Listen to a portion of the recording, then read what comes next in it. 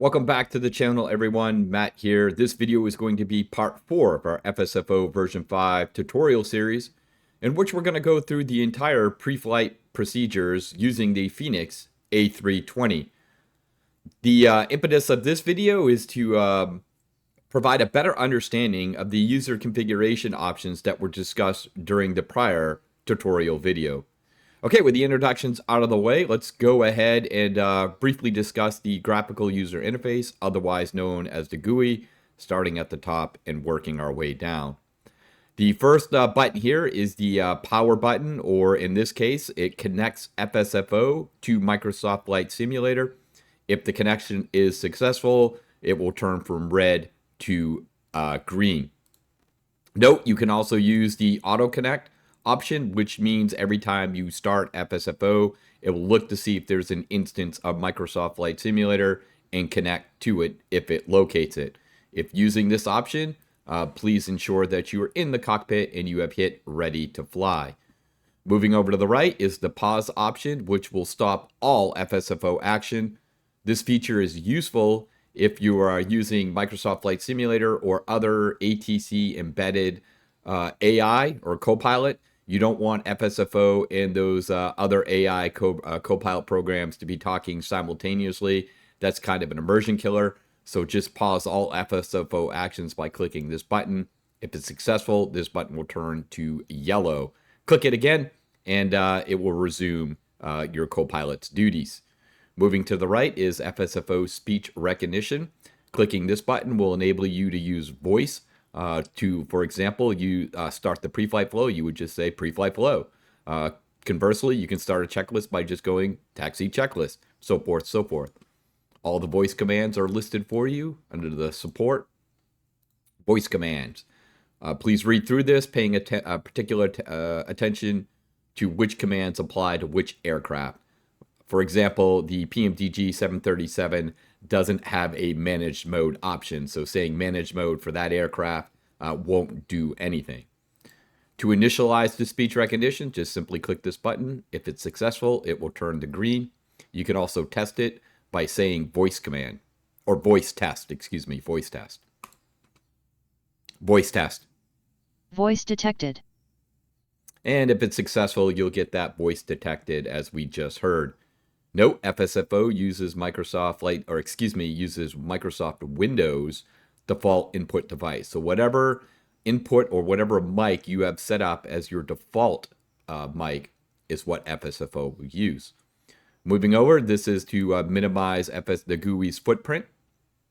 This is useful if you're taking screenshots and you don't want a large graphical interface to prevent that or hinder that.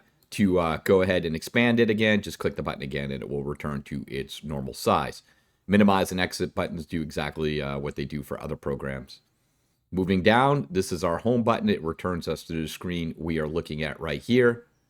Moving over is the plan button. The FSFO plan is a critical feature.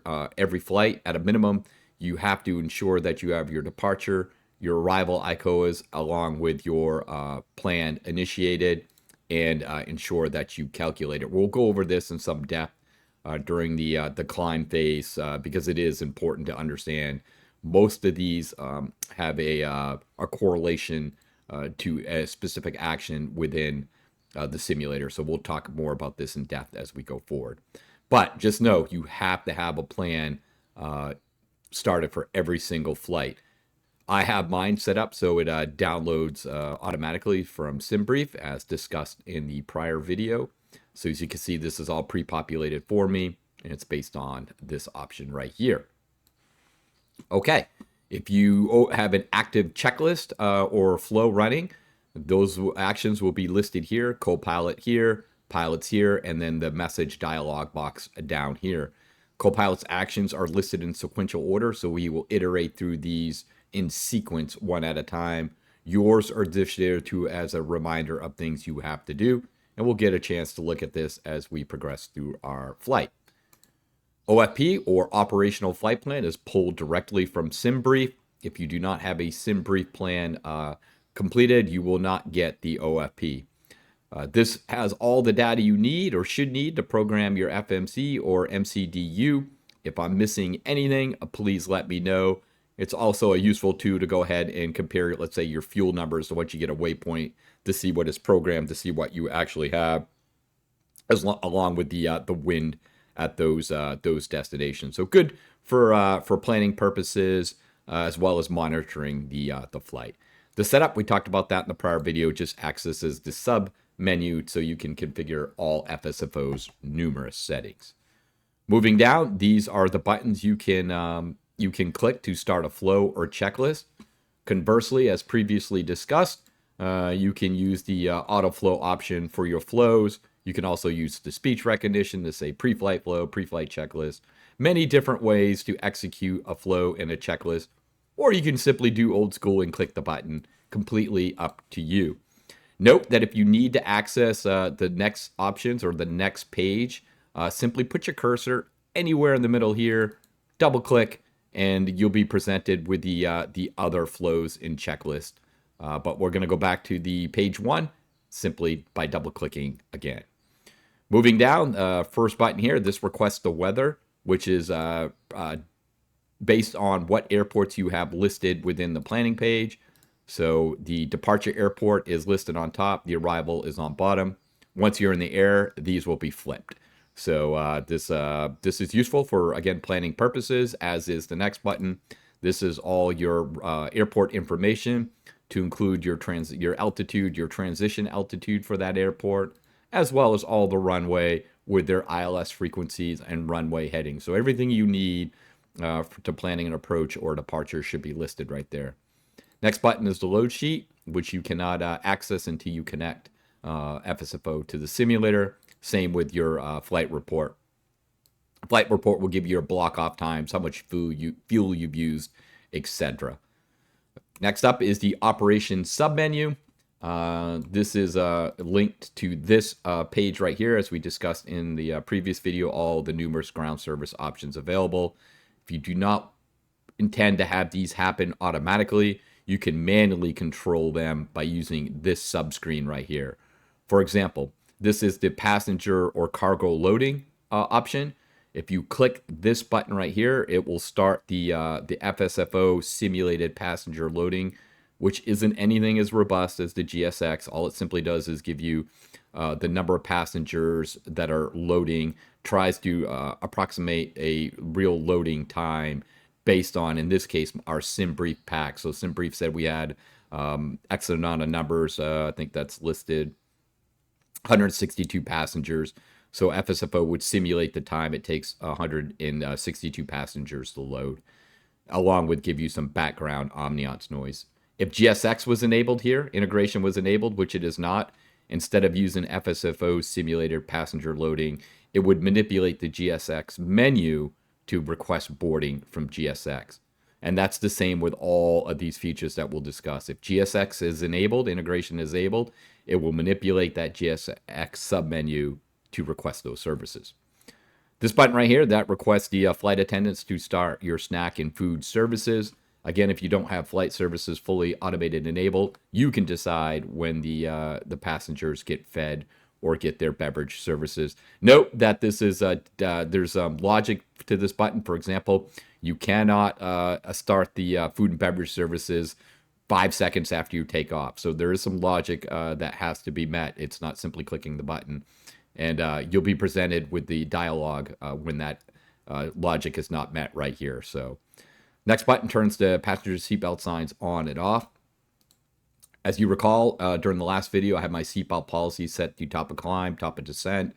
So my copilot's automatically going to turn the seatbelt signs off when I get to the top of the climb, and he's going to turn them on when I get top of descent. If this was set to manual, I could simply click this button to do the same effect. Nope, you do not. If you're in career mode and you're flying a company flight, you do not want to leave your seatbelt signs on for the whole entire flight. It will adversely affect your reputation. Moving over, request a cup of coffee from your flight attendants. This informs the passengers that there's going to be a delay. If you are, again, using career mode and flying a company flight and you do not inform the passengers of a significant delay, you will, again, be charged some reputation points, if you will, for not keeping them informed. Moving over, this tells the current flight report as seen from the passengers. So if your bank angle is ridiculous, your vertical speed is out of control, you'll hear it in the passenger report right here. Moving down, this toggles the jetway. If the jetway's already been toggled once, it will disconnect the jetway. Again, please remember whether or not it uses Microsoft Flight Simulator's embedded ground services or manipulates the GSX menus based on this option right here. Request a fuel truck, request the car luggage loading trucks, request catering. This right here is if FSFO has location data for the last flight of this particular aircraft, it will move this aircraft to that last location. For example, if you wanted to depart from your last termination point, your last gate that you pulled into, you could click this button and FSFO would automatically move this aircraft to that gate that you last saved. You could also use this option right here that asks to move aircraft to saved location. FSFO will look to see if it has latitude and longitude information for this aircraft. If it does, it will prompt you, would you like ground services to move this aircraft now? Clicking yes, and it would move it to the gate. Or you could just click this button. Next up, this asks for a new gate. If you recall, FSFO assigns you a gate based on your aircraft size. In this case is Bravo 15 in Logan. If I don't like that gate, clicking this button would give me a different gate assignment. That is the operations submenu. Moving on to our pushback control.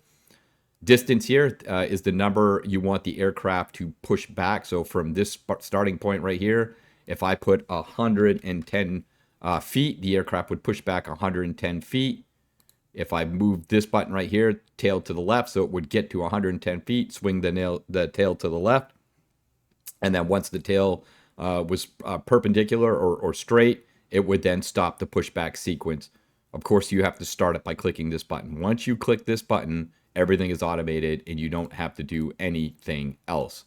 Note that you can control it manually by leaving this at 0, simply clicking play, and then you could swing the tail left or swing it tail right. And then once the aircraft got in the position you want, just click stop. This is FSFO's embedded ground service or pushback feature. You can also control it via voice. So if you look down here at your voice commands and you go all the way to the bottom, it tells you how to start it. For example, you would just say ground from cockpit, and then the ground crew will go ahead, and then you tell them ready for pushback, and then they tell you to release the parking brake, and then everything else you can just say nose left, nose right, nose straight, stop pushback. So all right there, we've demonstrated that before. Longtime FSFO users know that exists. So we're going to use the new automated feature, which is a new for version 5. All right, so there is our pushback. Note you can clear a message box at any time by double clicking it, and that will clear it out. Same with this one down here. So double clicking inside clears the messages. That is the GUI in a nutshell. Let's go ahead and get ready to connect our flight. But before doing so, let's explain what's going to happen real quick. As previously explained, I have autoflow enabled, which means the minute I connect, FSFO is going to start his pre-flight flow. Actually, he's going to wait because I have, remember this option right here, pre-flight flow delay. I have that set to 30 seconds. He's going to come into after 30-second delay, he will come into the cockpit. He will give me a greeting, and then he will immediately note that the aircraft is in a cold and dark state because I told the copilot power up aircraft, I have that set to yes. He will go ahead and establish power using the ground power unit as our power up source. Note that who's ever responsible for the power up is also responsible for the safety check. Because it's the co-pilot, the first thing he's going to do is he's going to run through and check to make sure all the flight controls are in the correct position before he applies power to the aircraft. So I'll move a few of those out just so we can demonstrate that. All right. That is I think a good synopsis of what will happen or should happen. If the copilot power up was set to no, what would happen is after the 30 seconds and after his greeting, he would wait until you, the pilot, established power and then you gave him an indication that he was good to go. Before we start, and also a quick disclaimer, I have made numerous changes. So this flight is going to serve as two purposes. One, to provide a tutorial for FSFO, and another to check to see if those changes that we made worked. So we'll see how this goes. Hopefully it will go well and we can get this for FSFO version 5 pushed out today. All right, so first thing we're going to do, let's go ahead and connect the sim. Connection is successful. Everything looks good. As previously discussed, remember we said 30 seconds, and this is what I would use to quickly look at my flight plan to make sure everything is good. And we'll talk a little more about this here in just a little bit. Everything looks good on the flight plan. So now we'll just wait until the copilot gets seated. Again, if you don't want that wait time, you can alter that to your heart's content. All right, so again, the first thing you should do, let's go ahead and look down here. He's going to give us a greeting, and then he's going to go right into his power-up procedure. Good afternoon, Captain. There's our greeting. You see he just moved the flaps up, the throttle down, and he would have done that for all the flight controls to include the windows. And now he's establishing power. Just click the external power on as indicated or as directed by our standard operating procedure page. Now we're going to wait 40 seconds for the aircraft to run its self-test. We'll turn the volume down just a little bit. And then he will iterate through his flows here. These are my responsibilities, and I will get to these probably while he's at the walk around, just so we can watch him as he goes through his flows. He'll turn the flight deck lighting on, which is useful during the nighttime, just to provide a little power. Instead of using a flashlight, we'll just use the aircraft's internal lighting system before moving down the panel, starting with the IRUs. So there we go. The power has been set. We are now on ground power or electrical power. And the copilot is setting our displays. So you can turn the brightness off. He's opening the doors. Again, remember, we have that set. Ground service includes doors on. So that means after he has established powers, he will go ahead and open the doors for you at the same time. He's running through his voice, the CVR test. Remember, all these tests are required for the first flight of the day based on no power equals self-test. There's the lights test. What happens is when the copilot entered the cockpit and he saw it was cold and dark, he's going to assume it's the first flight of the day. So he ran those system tests, setting the temperature. So nobody gets cold in the back, running his main battery test now. So he'll turn battery 1 off. Now he's turning battery 2 off. And then he's looking to see if it has the right voltage. And if it does, he'll just proceed to the fire control test. Again, also note that the copilot is performing the flow as we dictated by the editor. He's going right down through this in a sequential manner based on what we told him to do, and completely configurable. You can alter this to meet your specific specifications. However, note, if we weren't in a cold and dark cockpit, some of these tests, regardless of whether or not you've had them identified in the flow or not, he would not run these because these tests are only associated with the first flight of the day. Note down here that you can see this is the time that the catering services and the aircraft fuel service is until the aircraft is boarding is going to happen in about a second. So, for example, boarding will start in about 2 minutes. This will be a continued countdown. And just as a reminder, those are based on options that we put right here. So we told FSFO not to start boarding the aircraft for 240 seconds after the power was established. And you can see the countdown right here. Moving down, you can see the copilot is now entering the init A page. So he's requesting the flight plan from SimBrief. And we're just waiting for that to download now. Looks like it's downloaded in which case he will go back. He will take a look to make sure the nav data is correct. So he's going to the nav data page. checking to make sure we have the right database loaded. And now he's going to request the load to load the downloaded flight plan into the MCDU. And that's great. Now we should request the wind data also to be downloaded.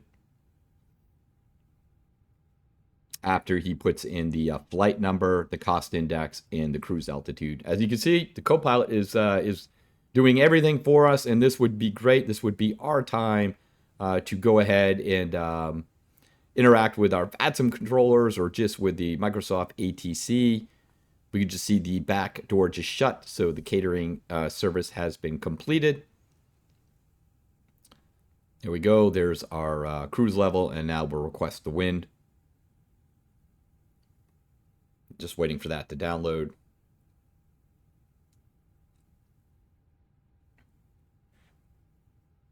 And there we go. So the action there looks like the init A page is completed. Captain, when you get a moment, would you mind taking a look at the SIDS and stars for me?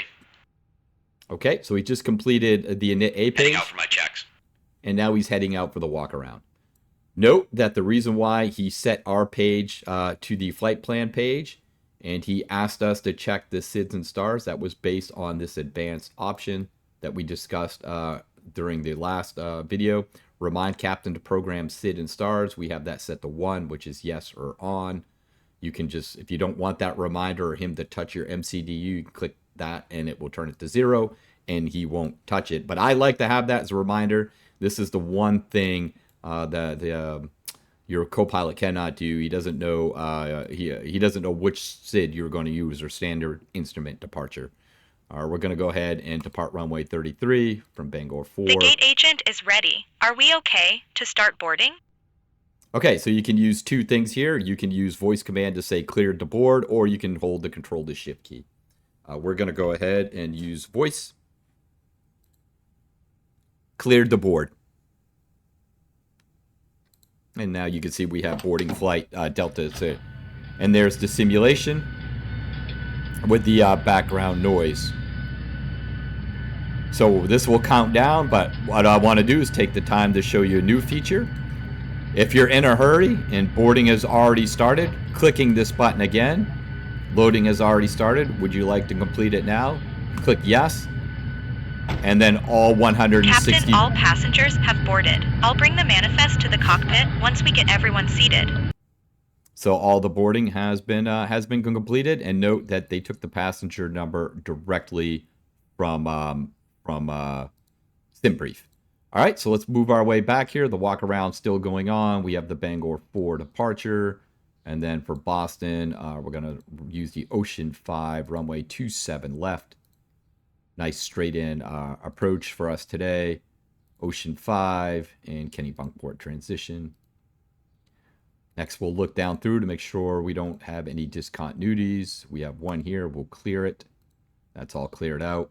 Note that you'll have a discontinuity after a manual as a reminder to the captains that you're going to get an ATC vector, because that's what the Bangor 4 departure is. It's a ATC vector departure. Okay, so there we go. There is the MCDU is almost programmed, at least one portion of it. I'm going to go ahead and while the copilot is on his walk around, this is a good time for me to go ahead and handle my responsibilities, which I will do through the Fenix EFB. Clicking on this. And let's get into, by the way, great EFB, really useful utility. Love it. We'll tap it. We'll import our SimBrief flight plan, which will be old. Okay, we're good to go here. First thing I'm going to do is I'm going to load my fuel and payload as indicated here. And we're just going to use the instant load option, which is great. Okay, now I know I have to do the init B and perf pages. So I'm going to go back to my flight, or not my flight, excuse me. Go back to here, go to the perf page. And then we're going to go ahead and alter this a little bit. Runway 33, sync the load sheet up. Everything looks like it's good. We'll get the weather, and now we'll calculate our information. Okay, so it looks like our takeoff weight is 141.6, and our max is 29 even. So we'll put 29 here. This is just to remind me so I don't have to keep coming back and forth between this. So 145, we have to adjust the V-speeds just a bit. We're a little off. 146 here. And we're using a flex of 68. So we will put the flex of 68 down here. Perfect. So it looks like, is this going to be a flaps 3 takeoff? That's weird. That's odd. Okay, but good. We'll demonstrate flaps 3. So down here, real quick, we're going to briefly discuss. I'm going to put flaps 3 in here. This will tell the pilot or co-pilot to set the flaps to the to flaps 3 during the after start flow. So based on this right here, if you don't set this, he's going to set it to the configuration of 1 or flaps 1, which is fairly standard. So I'm going to set that to 3, and that's going to tell him, hey, set flaps 3 after start flow. Note that you would have to fill these out right here if you wanted the Copilot to program the performance page for you, which is an option within the editor. If you look under MCDU and you look under init B, it says right here, Copilot programs the weight and data. So if I were to have this in my flow as the first officer responsibility, I would have to enter the MAC here. I would also have to tell him which flex to use, what flex temperature to use, which you can get from your EFB. So you must have this filled out before the Copilot would get to the init B portion if you choose to have your Copilot program that page for you. I'm choosing not to because if I got to put the data in here, well, I might as well just program it myself. All right, so let's go ahead up here. It looks like our page is all set. Again, we will discuss this a little more detail. Actually, now's kind of a good time to go over one thing. No, we'll talk a little bit more about that later. All right, so we are good to go here. The Copilot still got 202 seconds for his walk around. Gives me enough enough time to go ahead and program my my portion. So we'll come back over here. Go to the init page, and we're going to do the init B page because, again, this is my responsibility. Go back to the plan. Our zero fuel weight is 130.6.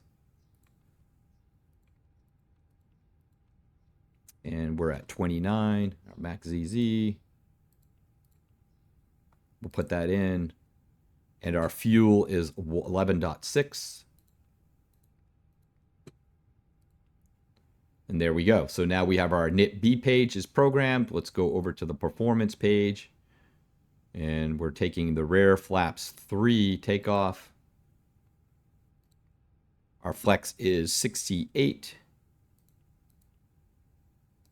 Flex temperature is just telling us, kind of tricking the computer, if you will, to use a different temperature so the engines do not run at max performance during takeoff. You would not want max performance every takeoff. Unnecessary wear and tear on an engines, which are incredibly expensive. 145 is our V1. 145 is our VR.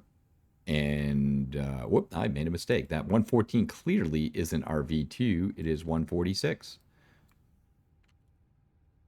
All right. Weird to have a takeoff configuration of flaps 3 on a runway that's almost 2 miles long, but we'll trust EFP, knows what it's doing. There is our takeoff performance. Clean speed looks like around 214 knots. So we are good to go there. And it looks like when the passenger service stopped, the door closed. So I don't want that because I'm in automated mode. And once the Copilot finishes his pre-flight flow, if I'm in automated, he would automatically start his the before start flow. And I want control over that. So we're going to go to doors. The reason why the door is closed is because once the PAX server's completed, the flight attendants automatically close the door for you. FSFO is really, really automated. So, all right, so 57 seconds. I'm going to go ahead and call him back. Before doing so, you might have thought yourself that the Copilot was running through the flows too quickly. That's because some systems are already set. He's just checking them to make sure they're in the correct position. So it's no more than quickly looking up at it and saying, yep, it's good. However, if you wanted to slow those flows down and slow the time between each action, all you have to do is set the delay right here. So if you wanted 2 seconds before each one of these, you would just hit 2, and that would slow the flow down for you. Let's hold Control Alt. Walk around completed. And that terminates the walk around just a little bit early. And now the copilot will go ahead and configure his EFIS. He set the altitude for us. It's, in this case, 8,000. Do you remember on the plan page, we said set the initial altitude to 8,000? A word of caution here, if you move the altitude selector yourself, FSFO won't be able to set the initial altitude for you. The reason why is he cannot read the current copilot values based on a deal that Fenix has with ProSim, so they don't expose any of this data. And if I can't read what the current setting is, then I can flip the dials as much as I want. But if I don't know where they should land on there, it's kind of useless. So as long as you don't move this, he can set your initial altitude, which in this case is 8,000 based on what we said right here. So if this was set to 0, he would just set your altitude to whatever your planned altitude is. He also set everything else for us. Everything is in manage mode. So the Copilot did a great job on the pre-flight flow, and everything worked as it should. Let's go ahead and run the pre-flight checklist. For this one, we're going to run it just without using voice. For the before start checklist, we will use voice. Pre-flight checklist. Cockpit preparation. Completed. Passenger signs. On. IRU. Set. Fuel 11626 pounds. Check. FMGS. Set. Altimeters. Set. Departure briefing. It will be a left seat takeoff from Kilo, Bravo, Golf, Romeo, 2, Kilo, Bravo, Oscar, Sierra. The reported runway conditions are normal. Taxi route is per ATC instructions. We'll be departing on runway 33, climbing via the departure procedures to an initial altitude of 8,000 feet. Standard reject and emergency procedures apply. Any questions? No. Completed. Pre-flight checklist complete. Okay, there's a couple of things we want to unpack there real quickly going through the checklist. So the first thing was, for example, passenger signs. The Copilot said passenger signs, and because they were already set in the correct position, which is the on position, he moved to the next item. Now, if these were set to the off position, he would wait patiently for you to set them correctly. And if you recall in the editor, that you get to choose which value the setting should be set at. So, for example, we told him the seatbelt value is 1 equals on. So if that was off, then he would just wait, and we'll demonstrate that here in a little bit.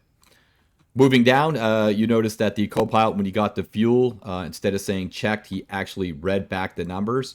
If you recall, that's based on this option right here, call back number. So if you don't want him to call back the numbers, leave that unchecked, and he just will say checked.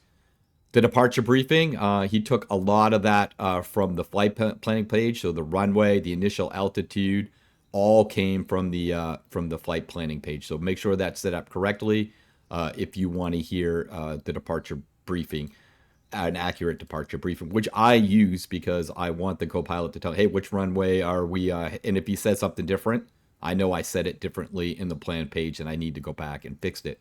So it has some practical use for me. Also, note that the departure briefing, if you don't want to hear the departure briefing, you can use a value of 0. And then instead of saying the whole departure briefing, you will just say briefing, and then the response will be completed. So you can use a value of 0, but I want to hear that briefing, so I'm going to set it to 1. So that is the difference there. Let's go ahead and run that pre-flight checklist again. This time we're going to put the seatbelt sign to the off position. Pre-flight checklist. Cockpit preparation. Completed. Passenger signs. Okay, so he's going to wait, and what's going to happen is in about 10 seconds, he's going to repeat it again as long as you don't set that to the right position. Remember, we told the Copilot through the editor this needs to be on. Passenger signs. All right, so let's set it to on, and he should move to the next. IRU. There you go. Set. Fuel 11626 pounds. Check. FMGS. Set. Altimeters. Set. Departure briefing. It will be a left seat takeoff from Kilo, Bravo, Golf, Romeo, 2, Kilo, Bravo, Oscar, Sierra. The reported runway conditions are normal. Taxi route is per ATC instructions. We'll be departing on runway 33, climbing via the departure procedures to an initial altitude of 8,000 feet. Standard reject and emergency procedures apply. Any questions? I'm good. Completed. Pre-flight checklist complete. Okay, so there we go. That is a pretty good explanation, I think, of the checklist. Let's move on to the flow. Again, we'll give a brief explanation of what we should see. Again, I am in auto mode, so when I close the door, the copilot should, there should be a countdown of 10 seconds because we have our pre-start flow delay of 10 seconds before the copilot starts the pre-start flow.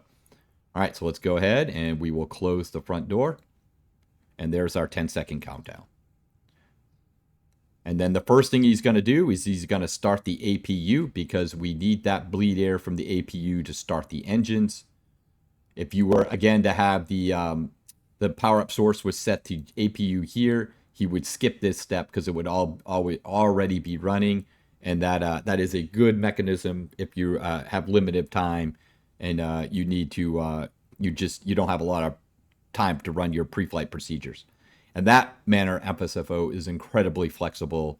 The pre-flight procedures can be as realistic or as instant as you want them. All right, our APU is spooling up. So far, everything is working as advertised. Hopefully, it continues that way. We shall see. So once the APU N1 gets to a certain percentage, the copilot will then go ahead and take the power off external power and put the aircraft onto the APU generator. It won't take the whole time. He's just waiting for the APU to become available. And notice he already put our ECAM page and everything in the right position where it needs to be. This frees up the captain to be doing the communications with the ATC, and they're just become available, and there we go. So now the aircraft is on. Can you ask the ground crew to go ahead and remove the chocks? All right, and that was the copilot asking us to remove the chocks, which we can do via the EFB. And we would do so now. Go to ground services, and we're going to remove the GPU first, and then the chocks, and then you should move to the next item. All right, fuel pumps are coming on. Beacon light just went to the on position. Locked the cockpit doors you just heard, and the parking brake was set. All right, so we are all set now. But for the before start, I'm going to run the next checklist in voice mode. A couple things just to set the standard. Here we go. We'll wait for the safety message. And remember, this is going to be a longer message because we have this box checked right here. So we're using the safety message that I downloaded and put into my documents in FSFO version 5 and sounds folder. So it's playing this message right here because I downloaded it, put it into my documents, FSFO version 5, sound folder, and you name it safety.msg. As long as this is clicked, it will play whatever WAV file you put into that location, into that directory, which is a good mechanism if you wanted to say download the Delta safety message. Whatever airline it is you fly for, you can put it into that position. So I'm going to just turn that down and let that play in the background while we go ahead and we're going to use voice to go ahead and run our safety, our before start checklist. However, before that, actually, what I'm going to do instead is I'm going to get a cup of coffee. So I will be right back with you before we start our before start checklist. And I won't make you listen to that safety message. Okay, I'm back with a fresh cup of joe. So let's go ahead and go through. And this time I'm going to use the voice to show you the difference between the voice and not using voice. Before start checklist. Before start checklist. Doors. Closed. Beacon lights. On. Parking brake. Set. Before start checklist complete. Okay, there's the before start checklist using the voice. One note, if you go to support and you go to voice commands and you scroll down to checklist and flows, you'll see all the checklist, all the voice commands associated with checklist and flows. Note, these are the responses. FSFO does not care what response you give. As long as you say one of these things, he's going to continue to the next item. That is done purposely. I could make it restrictive to require you to say a specific phrase or a specific word. I am not going to do that. I have zero interest in developing a copilot program that is a linear scripted one that requires one precise action to trigger another precise action. I don't care what anybody tells you. Yes, flows and checklists are somewhat strict, but there's also a lot of leeway within that. I've been in too many cockpits to see how co-pilots and pilots interact with each other. And you do not have to say, for example, set. I've heard you can do set, on, okay, check, good, like co-good, pilot good. There are several different phraseologies, so the notion that you have to say the same thing every time is just not accurate. So I'm just gonna be a little liberal with that, and that is to make FSFO to find that line between realistic, but yet I don't want to make this overly complicated, especially for newer users. All right, that's a brief, probably not so brief explanation on why I prefer that mechanism. All right, so let's go ahead and use FSFO's pushback feature. And real quickly, let's also go ahead and set the stage for what's going to happen next. And what we're going to do is we're going to have the copilot set our engines for us. Again, you can tell the copilot to do as much as you want. For example, if you wanted to be the one to start the selector switches, but you wanted the copilot to put the engine mode, you could do that. Just simply remove the engine masters or turn these to captain by just clicking on them. And the only thing the copilot would do is to check to make sure the APU is running, the bleeds are correct, the packs are correct, and then put the engine mode to, in this case, it looks like we have 2, which is the ignition, and then you could do everything else. So you set it up to do whatever it is you want to do. In this case, the copilot is set to run the entire engine start sequence. All right, let's get ready for pushback. I'm going to set this to 115, which is 115 feet. I want the tail to go to the left, nose to the right, which will line me up to taxi to the runway. Then when I'm ready, I'm just going to hit play. Ground from cockpit. Go ahead. Ready for pushback. Connecting tug. I'll let you know when the pin is inserted. Steering inserted. Release parking brake. All right. Let's use voice. Parking brake off. Starting push. All right. We'll just wait a little bit. Clear to start engines. The copilot will start the pushback. Again, this is all FSFO. Down here, you'll see some numeric values here. This is how far you have gone. This is the tug speed, and this will be the direction of the nose. So we're pointing at 149 right now. And there we go, starting our push. Just be patient, wait for the push to start. It will start. And then as you can see right here, 38 feet. Once this gets to 115, then he'll start swinging the nose to the left. We're at about 2.7 miles per hour. Good speed for the pushback. We got cleared to start engine, so let's do so. And we'll just use the button. Again, there's our engine mode. Nose right. And then we got to 115, and now the nose is going to the right. Just waiting for engine 1 to fire. Turn that Microsoft Flight Simulator volume up just a little bit.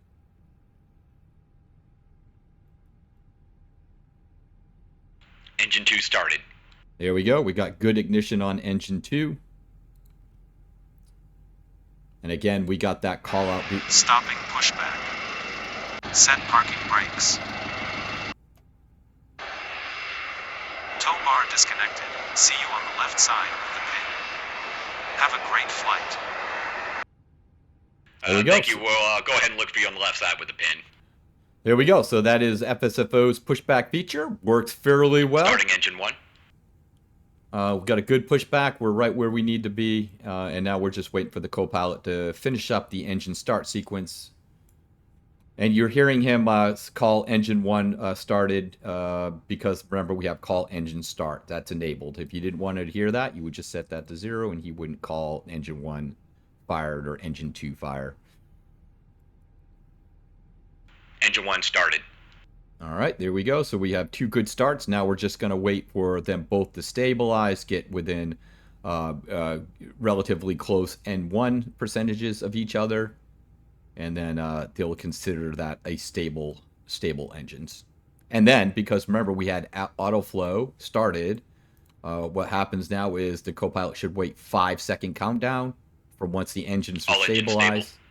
And now he's going to there's the 5-second countdown, and then he's going to go into his after start flow. Remember, we said on the planning page set flaps 3, so we should set the flaps to 3. Notice he got the wing anti-ice. If the temperature was below freezing, the anti-ice would be turned to the on position. He's smart enough to know. Now he's putting his MCDU to the legs page, which is again completely configurable. Within the editor, you can tell the copilot what page to set at.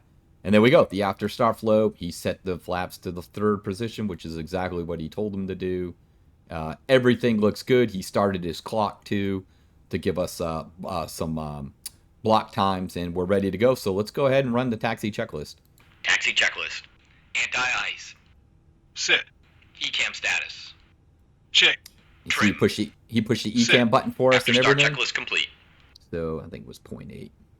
Alrighty, so we are ready to go. We might as well go ahead and taxi. Things are going incredibly well. I can only go downhill from here, so why not try it? I actually am pretty happy so far with all the changes made. Everything seems to be working as designed, which is a rare feat. Especially if you know me. I really don't hide anything, so if there are bugs, I just run with the videos and see what Clear happens. on the right. Clear on the left. All right, there's the clear on the left, clear on the right. We're good. Now what happens is once we get up to a certain Brake speed, check. we should be asked for a brake check. Brakes checked. Just tap on your brakes. Man, I am regretting not calibrating my throttles. This is probably going to come back to hurt us, guys. Okay, so we just got the brake check. Again, that is in the advanced option if you don't want the captain to do the brake check. And I'll show you that in here in just a little bit. You can set that setting. But for now, I'm going to concentrate on taxiing.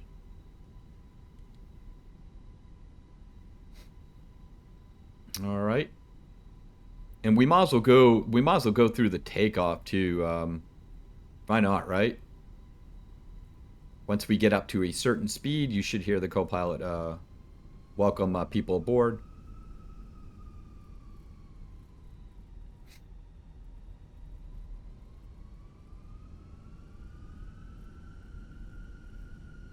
All right, let's go ahead and run our before takeoff checklist. Yep, my throttle is all jacked up, guys. Before takeoff checklist. Flight control task. All right, so we're going to move this to the left, Full left. right, Full right. move it back, Full back. and then move it Full forward. forward. There we go. Check. Flight instruments. Those Set. look good. Briefing. Completed. We've already Flaps. completed the briefing. The flaps are set. Remember we said flaps 3. All Set. good. Takeoff speeds. V1, 145. VR, 145. V2, 146. Check. ECAM memo. All right, he's going to even push the takeoff button Takeoff for no us. blue. Takeoff And he checklist did that. complete. He will respond takeoff no blue as long as the flaps are set. Everything basically but the cabin announcement. So if everything is set accordingly, he will call takeoff no blue. All right, so we said, remember we said with the checks brakes on at taxi out, we have that set to yes or on. That's why he asked for the brakes check. If you don't want a brakes check, you can simply tell him no thank you.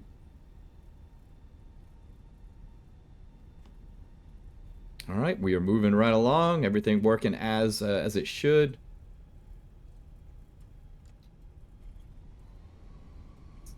That throttle is going to bother me, but that's okay.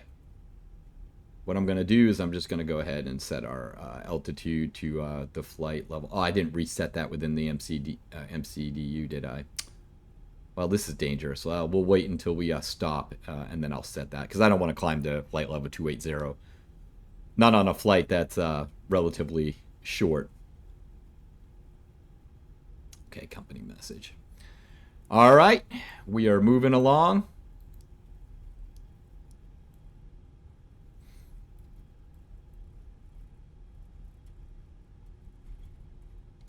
Just watch our ground speed. Actually, this is a good time.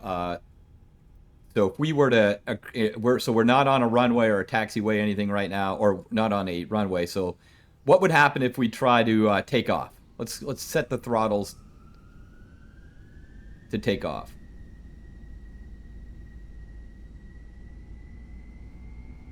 On taxiway, on taxiway, on taxiway. There's the on taxiway warning, and that is dictated on. We have the runway awareness and alert system enabled. That's why we got that runway alert system. We should also get a message to tell us once we approach a certain runway, and also when we are on a certain runway.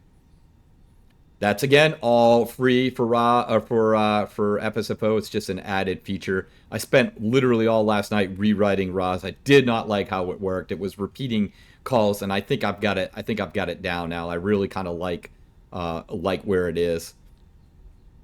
And just if you don't mind some self-promoting, I provide the pushback control, and I provide the all the RAWs absolutely no cost as part of the program. Let the other guy charge and nickel and dime users for all these added things, all these extra programs. And if I do a virtual copilot, actually put A1, that will be free too. Won't charge for that either. As well as version 5 is free upgrade. Spent a whole year working on it too, so ready to get it out. Don't do FSFO for the money. Do it because I enjoy flight simming. Do it because I enjoy communicating. Approaching runway 33. With other simmers. It's, to me, it's if you're a painter or you like to draw, coding is like painting and drawing to me. It's relaxing. All right, so there we go. Approaching runway 33. What I'm going to do is I'm going to come up here and I'm going to stop, and we're going to explain what will happen next. I'm going to put the parking brake on, guys, real quick, and then we'll get to it. So first, let me go in and correct that error I did in the, I did want to fly to flight level 280. I wanted, what did we say we wanted to use? Oh, I said 280. Let's go to 220 instead. That would just be able to get there a little bit quicker. So only one error so far, and I'll have to look at that. We should have got a welcome message from the copilot to the passengers on taxi out. We didn't get that, so I'll have to look at that. It did fine on the last flight, so that's not bad. One bug is not bad. All right, so here's what should happen. We're going to go ahead and we're going to run our below the line checklist, and let's take a look at that real quick. What should happen is we have the strobes and landing lights. The value is 1, so you can see value 1. This means the FO is going to set both the strobe, taxi, and the landing lights. Since it's set to 1, he should set these all to on for us. Then he's going to go down and notify the cabin crew, set the engine mode selector. We said we want it on normal. He's going to turn the weather radar on, even though it doesn't function within the Fenix. I hope one day it will. Transponder, he's just going to check to make sure it's in the TARA position. And then the packs, we also said call only. We don't want him to send them on. We just want him to call them so I can look up and check on them at myself. During the takeoff roll, what's going to happen is because we have call takeoff and landing roll, we have that enabled. The copilot is going to call, because we are in an Airbus and I move the throttles to the flex detent, he's going to call SRS, to which the response is going to be man flex. You're going to get the response because I have roll responses. I also have that enabled. If you just wanted the copilot to call SRS and then you wanted to call the man flex, you would just set this to 0. Same thing. When you get to 45 knots, you're going to say speed alive, and then you're going to hear a checked. Again, if you don't want to hear the checked because you want to verbalize that yourself, move this to the off position. And then because we're in an Airbus, we should get another call out once the aircraft reaches 100 knots. Now, on takeoff, I have landing gear. I have this set to off because I am going to set the landing gears myself using voice. So I'm going to tell it landing gear up, but I'm going to tell the copilot to go ahead and retract the flaps. This is where the V2 speed is critical. If you have set flaps enabled and you have no V2 speed here, FSFO will still retract the flaps for you, but he won't be as precise as he can be if you enter the correct V2 here. You should notice that we should be at flaps 2, pretty close to the clean dot speed because I use Airbus's published data in order to retract those flaps. So if you wanted the copilot to retract the landing gear for you too without using voice, just set that to on. For long-time FSFO users, there is no more voice and button mode. If these are set, then the copilot's going to do it regardless of whether or not you're in voice or not. The only thing that is dedicated now or predicated on the voice command is the checklist. So if your voice is active and you're in the checklist, he is looking for a verbal response from you and won't proceed to the next item until you give him that verbal response. Okay, so that sets the scene, I think, for what we should see next in FSFO. Let's hope it all works right. And then once we get to the climb, we'll discuss a little bit more there. But for now, let's go ahead and run that below the line checklist. Before takeoff checklist below the line. Lights. And we should see the lights go on. There's the strobes to the on, landing lights on. The taxi lights go to On. the TO Cabin crew. position. Notified. Notify the mode. cabin crew. As you can see, we're Set. good here now. Weather radar. And the weather radar will go to the on position. Set. Transponder. Is Set. already at TARA. Set. And I'll check the packs. We're good. Below the line checklist complete. Okay, so there we go. He set his MFD2 again, all based on if you don't want the copilot to touch the MFD, you can configure set copilot MFD and FMC to off position here. All right, so I think we've reasonably explained what we should encounter on our way out. So let's go ahead and make it happen. I'll have to check the auto throttle. That might be the second bug. That might have been FSO, but I don't think so. I might have a button misconfigured on that. Oh, I know what's happening. It's turned off when I move because my throttle's not calibrated. So, okay. No worries there. All right, let's turn the parking brake to the off position and move on to the aircraft runway. Once we move on to the runway, we should hear from Ross telling us on runway 33. We'll just take this nice and slow. I'm really pleased with how it's working. If we continue to do this well, we could see a release today.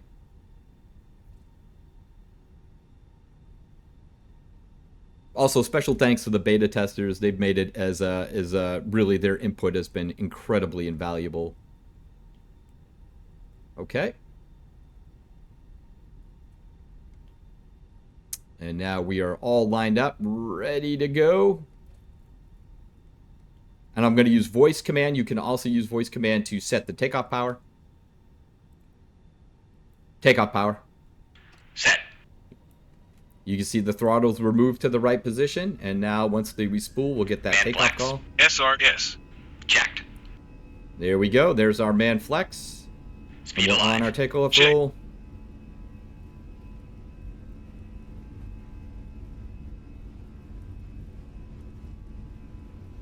We get a 100 knot call 100 out. knots. Check. There it is. That's the responses we were looking for.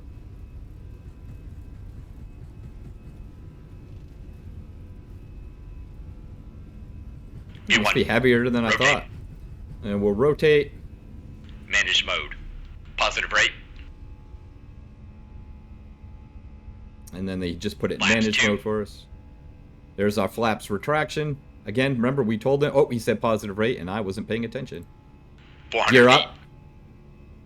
Gear up. Gear up. There we go. There's me demonstrating the voice. He called that 400 feet. Remember, that's what we said.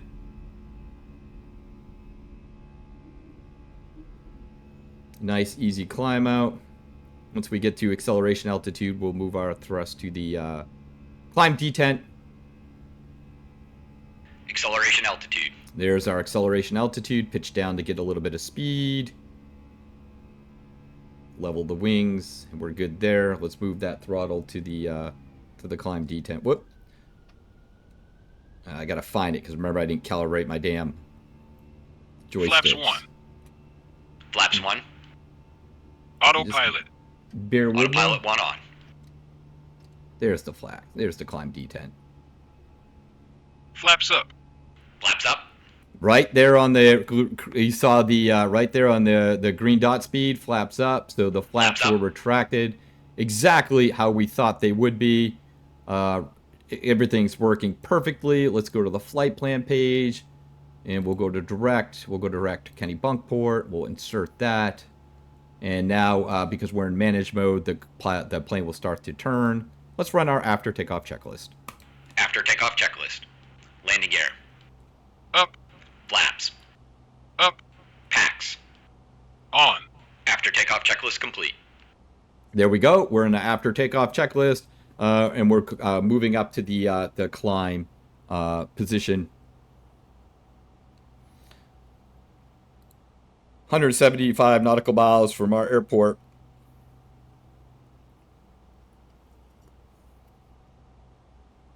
All right, yeah. Moving well. Remaining is 40. There's our fuel. We can now take a look at the load sheet, which I forgot to show you on taxi out. Useful, especially before you take off, to get a look to make sure that your weights are within the limits. Flight report looks like we time off the block was this is at 1613. Fuel off was 11,000 pounds on board. We've used 14,000. This will continue to populate as you progress through the flight. Okay, so the next thing that should happen is once we get to 10,000 feet, we should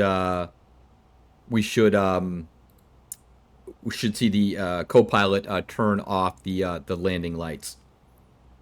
This is a good time to explain the planning page and what they consist of here. So, all right.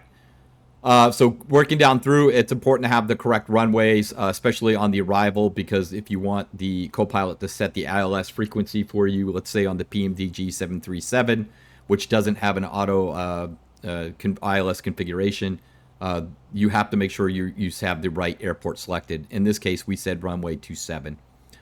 So let's set that. By the way, for FSFS next users, you remember if you change your runway, there was an annoying bug with that.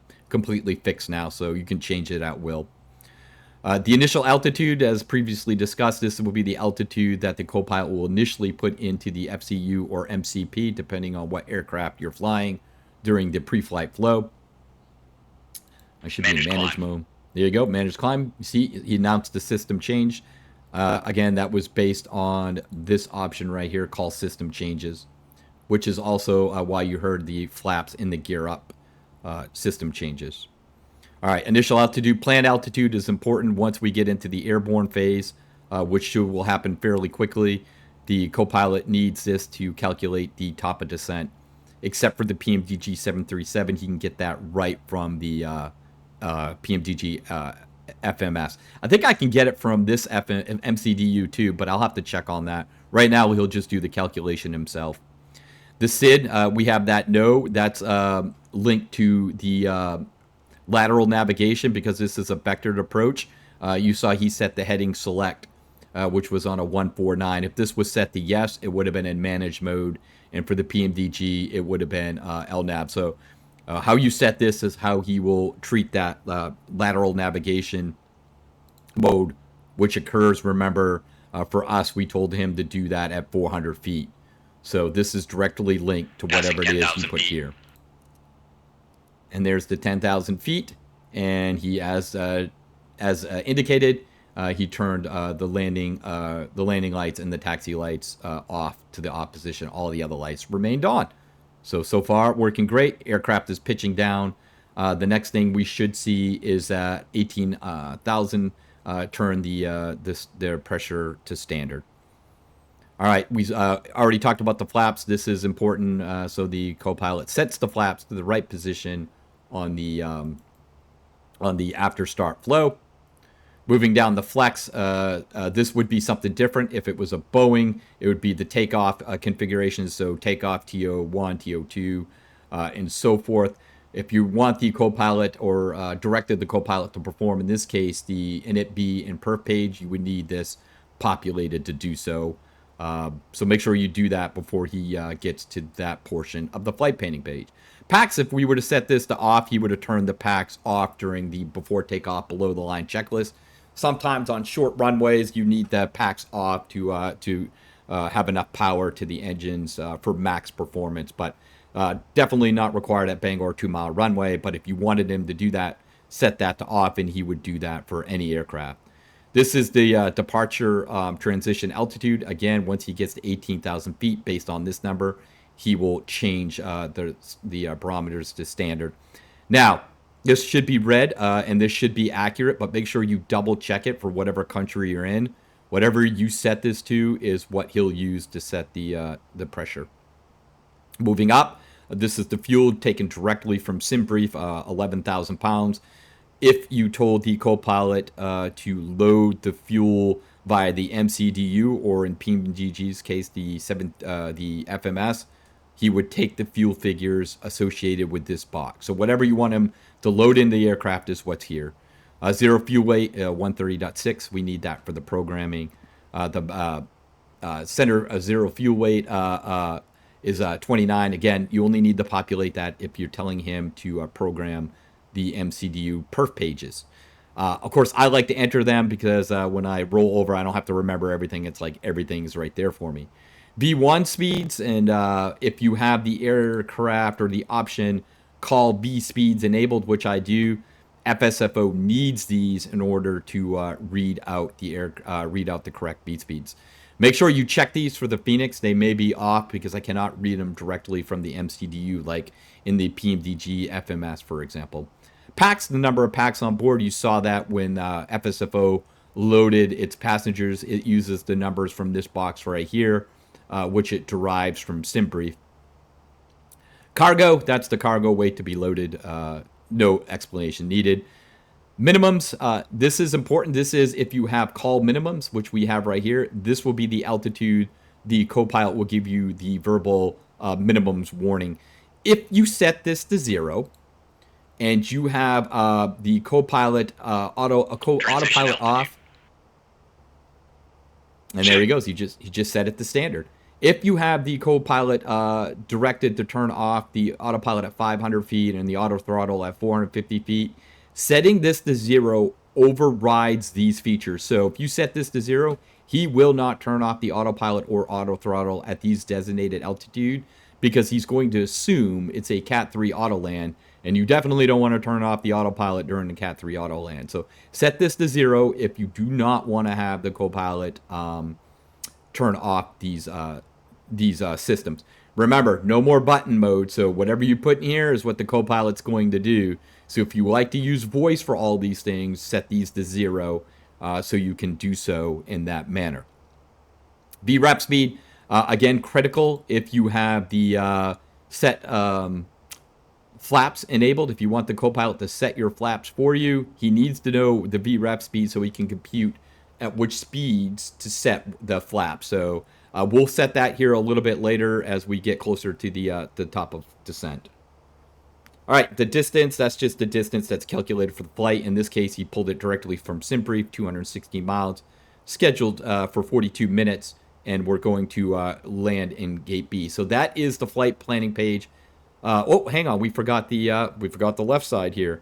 Runway, this is what he'll use to set the ILS frequency for you, whatever is associated with this here. Landing is flaps full. Again, if you have set land or set flaps enabled, and you only wanted to land on a flaps 3 configuration, if you set that here, he will stop at flaps 3 instead of extending the flaps to 4. So really, really important there. Auto brakes, you can tell him which auto brakes you want it set to. We're going to use medium, and he should set that during the descent checklist. The seatbelt sign. You're free to get up and use the lavatories. However, we ask that you do not form a line at the front of the aircraft. Okay. Do you remember we said the seatbelt policy was set to take top of climb, top of descent? Well, we just reached our top of the climb, and the co-pilot went ahead and turned our seatbelt off for us. We are now in managed climb mode, so everything is working perfectly. Getting back to here, this will tell the co-pilot what auto brake settings you prefer to use for the landing. We're going to use medium. Arrival TA, same as departure TA, except for on the arrival. New altitude. So what this is, it's funny. The only aircraft this doesn't apply to will be the Fenix, again, because I cannot set the altitude with any real reliability. But for all other aircraft, if you were to set a new altitude here, what would happen is when the aircraft got to the top of descent, the co-pilot would automatically dial that new altitude in for you without you having to give a command or anything to do so. Okay, so we're looking good here. What we're going to do now is we're going to go back to our homepage. We're going to pull a weather report. Okay, so my apologies. Once the distance gone exceeds the distance to go, that's when he will flip the airports for you. So right now, Boston is still on the bottom, and we're going to use that to program our performance page. So, and I apologize for the length of this video, but I really wanted to take some time to explain how FSFO works in a practical explanation or practical flight. So we're going to set our radio altimeters to 200. The QNH looks like it's 2998. I don't think I have live weather on, so this probably isn't going to be accurate. The temperature is cold, which you would expect for Boston and in January. And the wind altitude or wind direction 360 at 4. So everything else looks good. We can see our computed VLS is 132. So we're going to set in the plan, we're going to use 137 as our VREF. Okay, so that is all set, and we are ready to rock and roll. Nothing else is going to happen. Yeah, for a while. We still have 48 minutes to the top of descent. So what I'll do is I think we've explained everything possible. So FSFO should, let me make a note because I want him to go ahead and set the auto brake for you on the after takeoff checklist. So I'll make a note and he'll do that for you next time. All right, so what will happen is I will see you. We might as well keep going. So far, everything seems to be working. So why not just press our luck and continue with this flight? One other note, as you can see, you now get the next closest airport within your arrival. This updates every 2 minutes. I may put another option that allows you to dictate how often this gets updated. So look for that too. In the future release. Okay, I'll see you back as we get closer to the top of descent, so in about 42 nautical miles. Okay, we just got the approaching top of descent a warning. We're 17 miles out, nautical miles out, so what I'm going to do is I'm going to run through the descent checklist. Descent checklist. Approach briefing. We're expecting the ILS approach for runway 27. The minimum altitude is 200 feet. We'll use auto brakes medium. We can expect to park at gate Bravo 1. 5. In case of go around, we'll climb per ATC instructions on the runway heading. Any questions? No. Completed. ECAM status. Check. Passenger signs. On. Altimeters. Check. Engine mode. Set. All right, so he's now performing his descent flow, just going through setting his Descent checklist MCDU. complete. And because it's an ILS, he detected a frequency associated with this runway here, 27. It has a corresponding ILS frequency. He assumes it's going to be an ILS approach. I will add something in the future for RNAV and something else, so it's not automatically that. But for right now, he moved his rose to the ILS position and moved it to 10 to give us good visibility for a ILS approach. Notice the approach briefing, that was all predicated on things that we entered via the planning page, so that's why he said flat or auto brakes medium, because that's what we identified. He also said runway 27. He identified the minimums, incorrectly identified which gate we're going to go to. That's all predicated on what we enter into that page. So approaching top of descent here in just a little bit. What will happen is I'll dial in a new altitude on the in the autopilot, and we will start descending towards the airport. Nothing new to happen, right? Nothing new is going to happen for a little bit, so I'm going to take a couple sips of coffee, and once we start the descent, I'll be back with you. The captain has turned on the seatbelt sign. Please return to your seat and fasten your seatbelt. Okay, I wanted you to hear that. Remember, again, that's all predicated on the policy. Top of climb, top of descent. Since we're approaching the top of descent, that was the attendants letting you know the passenger or co-pilot turned on that passenger seatbelt sign. She gave the corresponding message. So I lied to you. There was one more thing that was going to happen before the top of descent, which is quickly coming up. So we're going to go ahead and dial 3,000 feet. And at this point right here, that's our top of descent. We will start descending, and I will see you back. All right, team, to expedite things, I went ahead and went direct to ocean, and what we'll do now is we'll just go into open climb mode or open descent, and just disregard the vertical restrictions.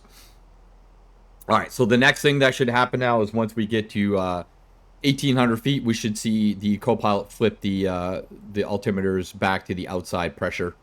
And then we'll start hearing some flight attendants messages from flight level 170 and below. So only 2 bugs so far, and they both involve the co-pilot. I must have made some changes that I wasn't aware of, if that makes any sense to you. He should have also, whatever, he's not giving his messages to the packs, which worked perfectly on the last flight, but I must have did something. So, but those are minor. You wouldn't even know if I didn't tell you. And I will add an option to for the speed brake, so the co-pilot will disarm the speed brake on the after takeoff. So far minor, but we still have the landing portion to go. So still plenty of time for bugs to appear. But really happy so far with how this is progressing. Yeah, really happy.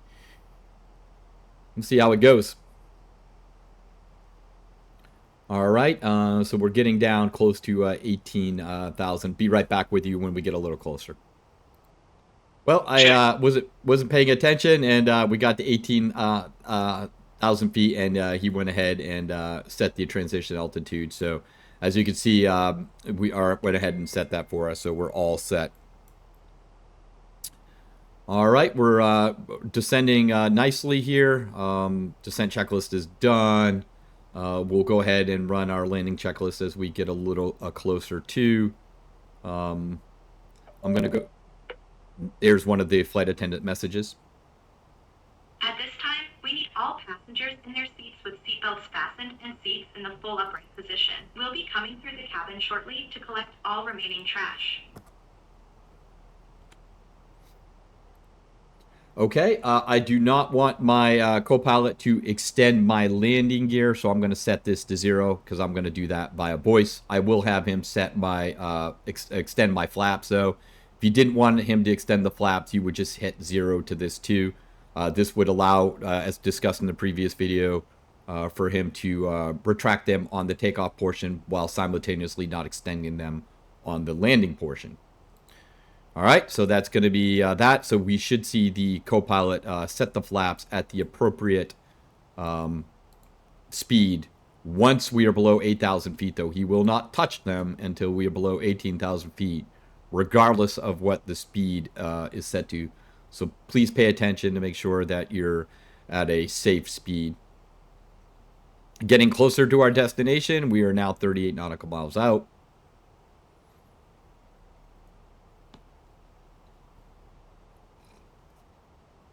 Plenty of fuel on board. And everything right now is, besides those couple of captain messages, working perfectly.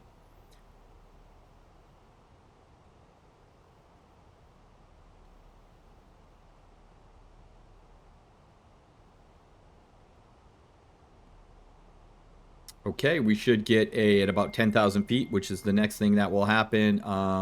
We'll get another message from the flight attendants telling us to turn off electronic devices, as well as we should see the landing lights go on, as well as the taxi and the runway turn-off lights. And just as a reminder, the landing lights is set here, so that's why he's going to wait until 10,000 feet. And the reason why he's turning on the taxi and the runway turn-off lights is because we have those coupled to the landing lights. We say both yes to that. So highly configurable. Turning now. Right on schedule, right to where we need to be. Fenix is, by the way, great aircraft. My only, from a user perspective, I love it. Absolutely love it. Fun to fly. Great to hand fly. Tremendous visuals. Just a great proposition for the value. Perhaps one of the best valued aircraft in the history of flight simulation. The only thing is that deal they have with ProSim from a programmer perspective. They are nowhere close to PMDG as far as the SDK and telling developers how to work with their software. PMDG is kind of the king for that. And I will tell you also, the fly-by-wire team, their documentation is exceptional, as well as their help on their Discord. Always willing to help you. Fly-by-wire guys, great group of guys. So as great as the Fenix is, my secret is I actually prefer the fly-by-wire. I truly do. I love their... We have reached an altitude that requires all electronics to be turned off and stowed for landing. You may continue to use your handheld phones and tablets in airplane mode. Thank you. I love their electronic flight bag. I just love the overall interaction, the sounds. What a tremendous freeware aircraft. And that, of course, doesn't take any away, again, which, again, I think the Fenix may be the best value proposition ever in Passing flight 10,000 feet. All right, there's 10,000 feet, and there's all of our lights on, right on cue. Everything is working as advertised, now below 10,000 feet. The aircraft should automatically enter approach mode, deceleration. As we get closer, let's just check the radios to make sure all of our, 11.30. I think that's the ILS. As you can see now, Boston is on top, as it should be. And 27. Yep, 11.30. So everything looks like it's right, and we are good to go. We'll go back to the flight plan page, and we should start decelerating here soon.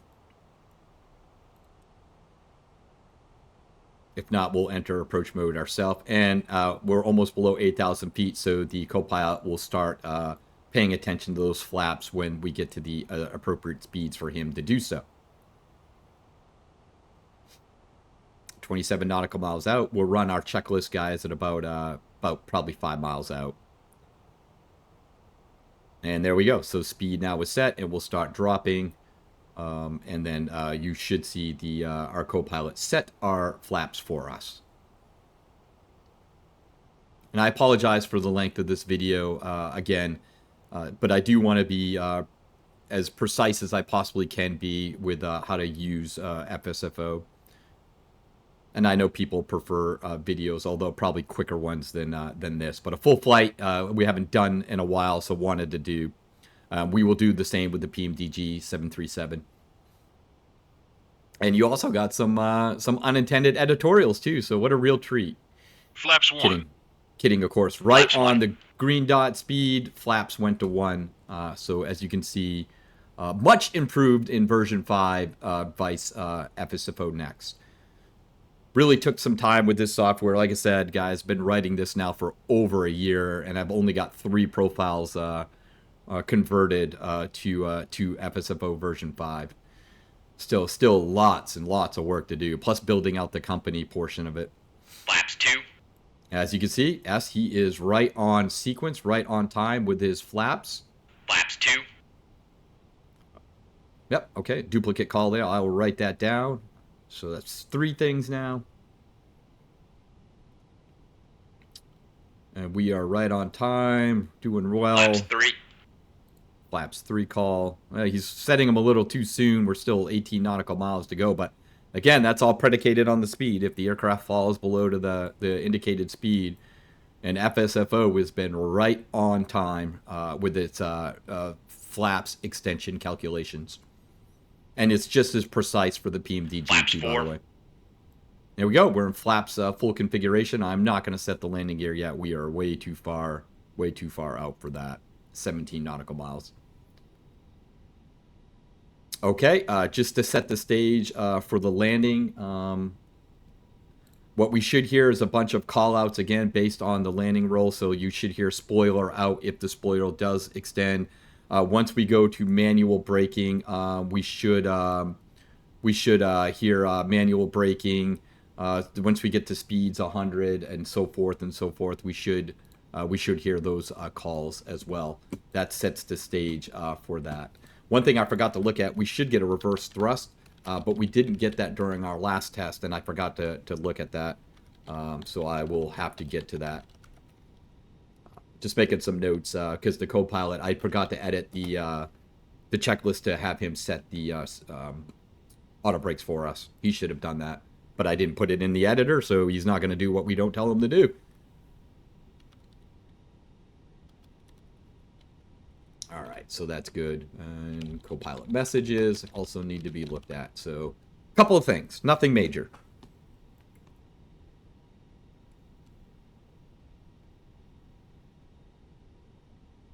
We're getting closer, guys. 14 miles out. I think what I'll do also, instead of having to push this button, this updates every 2 minutes. What I'm probably going to do is once you get below, let's use an arbitrary number, 6,000 feet, this will update every time the distance changes. So I think that's what I'm going to do to provide real-time arrival info. Because this is relevant, this is useful to me, especially the nautical miles from the airport once we get to a specific altitude. So I think I'll make that change.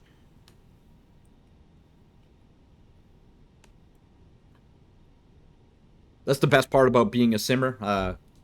I alter the the application to meet not only as a fellow simmer, I'm sure many of you find the same things I find useful, so it certainly helps. And again, speech recognition mode can be enabled at any time. Click M. If I wanted to mute it right now so it doesn't, anything I'm saying during the video doesn't get misinterpreted as a command, I just hit the M key, it's muted, so I can say flaps down, gear down, flaps full, and it won't listen to me. And again, that's because I have a keyboard key configured, in this case M for mute. All right, everything is right on schedule. We will be fully configured by Ripit. So that's when we'll have the landing gear down. That's when we'll call for the checklist too, landing checklist. And I'll use voice for that, which is currently muted. And we know it's muted because of the yellow indication. All right, so we'll land. We'll go to the gate, and we'll might as well go through the after landing flow. The after landing flow should be automatically initiated because we're in auto flow. Auto is on. And once the aircraft goes below 20 miles per hour, that is when he should automatically start his landing flow. Again, you could just set that to 0, that after the miles per hour, and then he wouldn't start the landing flow until you told him to do so via voice or by pushing this button or using the action button that we talked about in the previous video. 8 nautical miles out, almost to Ripit. rip it's in 2 miles, so that's when we'll be fully configured. We'll take the speech recognition out of mute mode. Landing gear down. Gear down. Oh, well, I went back to mute mode. My apologies. I accidentally hit the button again. Gear down. Gear down. Landing checklist. Landing checklist. Cabin crew. Notified. Auto brakes. Set. ECAM memo. Takeoff. No blue. Set. Oh, see that's it's a red takeoff. Takeoff. No landing. No blue. Set. Landing checklist complete. All right, so I'm gonna have to do something so you don't. You see, with the voice command, misinterpreted something there. You definitely don't want that to happen. And we are high. All right, let's go ahead and turn off the autopilot. This one's on me, not on FSFO. So we're gonna make a. Oh, gosh dang it! I forgot to engage approach mode. This is what happens when you spend all your time flying and you don't actually practice the craft. You lose that skill set. I forgot to engage approach mode. Yeah, that one's on me. That's why he didn't send when the yeah. I feel stupid. Well, this is going to be a terrible landing. We're definitely going to fail the stable approach portion for sure. We'll see if we can salvage it, though.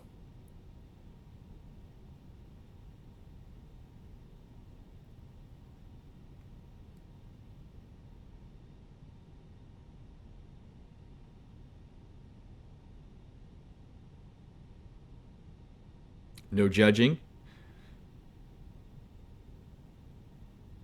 1,000. The Fenix is just a great aircraft to hand fly. Team over there, whoever this team is a part of, should be incredibly proud of themselves. What a fantastic aircraft. My favorite of all time remains. There's the autopilot off. Remains the level D 767 though. That to me, phenomenal aircraft. So we can assure that this landing is going to be atrocious. That's the minimum calls. Remember we talked about that? 100. Yeah, we knew this was going to happen. 40, 30, 20, retard. Retard. Oh, we bounced it, guys. That's all right. This is not about flying. Spoilers out. There we go. Spoilers are out. And it should be reverse 100 thrust. knots. I will definitely get that in there to announce reverse thrust. 80 knots. Manual braking. And then 70 because knots. I hit the manual braking, that came on. 60 knots. Not quite ready for that auto flow to start, so I'm going to keep it above 20 knots until I make this high-speed turnoff. Right here. And now we'll go below 20 knots. Approaching runway 09. And there's the RAS working perfectly as it should. And there's the after start Dear flow. passengers, welcome to our port. Please remain seated until all docking procedures are completed and the fasten seatbelt sign is turned off. On behalf of our captain and crew, we would like to thank you for flying with us. We hope you enjoy your Approaching flight today. runway 04 See you left. soon. Okay. That is, there it is. And let's go ahead and just taxi. We're going to have to give the APU a little bit of time to... On runway 04 left. A little bit of time to, spool up. And I see another bug. He did not put the flaps to the opposition, which I think I told him to in the editor. Maybe I didn't. I'll have to check that. Okay, just gonna taxi. See RAS working 100% better. Again, spent the entire night writing it. Now, The reason why sometimes you might not get the on runway is because the data that I use is not perfect. So I need to improve the data, the latitude and longitudes for the runways. Alrighty. Hopefully the shutdown flow. What will happen is, again, because I'm in auto mode, once I set the parking brake, the copilot will start the shutdown flow. Because I am a renegade pilot, you just saw that landing so clearly. I'm going to just do that right here because, again, this isn't about flying. It's about demonstration. So once we set the parking brake, you should see the flow initiate after the delay that we specified, which is 5 seconds. And here we go. Wing lights are coming off. Seatbelt signs will come off.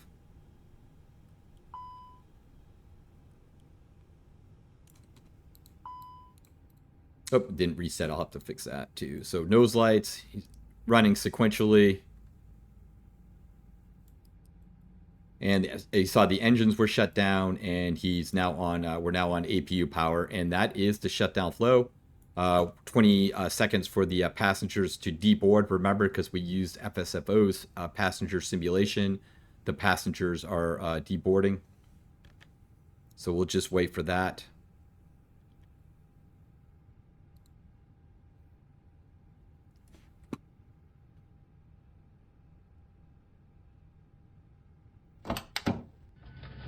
All right, and we can use the same process as before to expedite it. And then the deboarding is completed. Let's go ahead and run our shutdown checklist. Shutdown checklist. APU bleed. On. Engines. Off. Passenger signs. Off. Emergency exit light. Off. Fuel pumps. Off. Shutdown checklist complete. Okay, so there's the shutdown checklist. Once you get the shutdown checklist complete, you'll be presented with the with your post-flight report. I see another bug right here. This should give you your ground altitude, and it looks like it only presents one value for some reason. I'll have to take a look at that. That should be fairly easy to fix too, but it should give you a chart of the altitude as opposed to your ground altitude. As you can see, I failed the taxi speed, but that was on purpose. I wanted to show you the ground speed warning, so I went above 30 miles per hour. I failed that.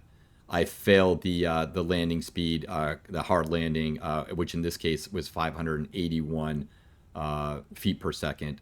I did not have the taxi light on, so bad on me for that.